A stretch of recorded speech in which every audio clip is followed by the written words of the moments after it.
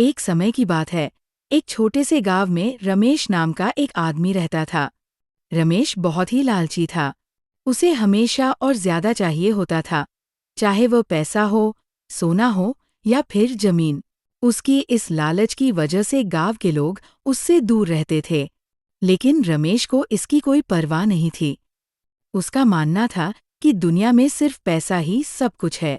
एक दिन रमेश को पता चला कि गांव के पास के जंगल में एक पुराना खजाना छिपा हुआ है। ये सुनकर उसकी आंखों में चमक आ गई।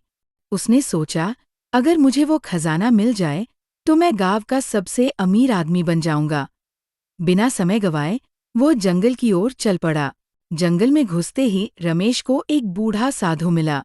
साधु ने उसे देखकर कहा, बेटा, ये जंगल खतरनाक है, तुम यहाँ क्यों आए हो?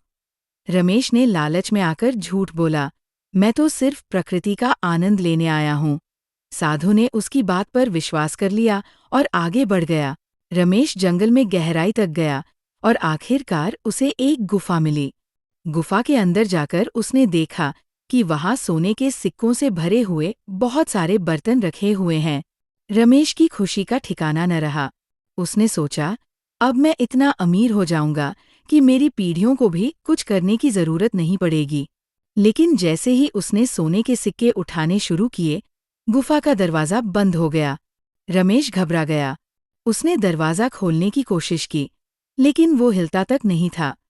तभी उसे एक आवाज सुनाई दी, यह खजाना उन्हीं के लिए है जो लालची नहीं होते। तुमने लालच में आकर झूठ बोला और इस खजाने को हड़पने की कोशिश की। अब तुम्हें इसकी सजा मिलेगी।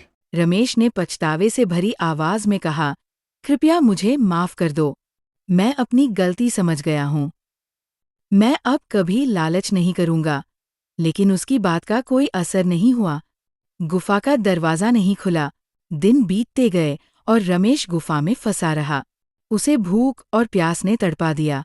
आखिरकार उसने समझ लिया कि लालच का कोई अंत नहीं होता। जब तक वो गुफा में था, उसने अपने जीवन की सारी गलतियों पर सोचा और पछताया। कहते हैं कि रमेश की आत्मा आज भी उस गुफा में भटकती है, लोगों को ये सीख देने के लिए कि लालच इंसान को कभी खुशी नहीं देता।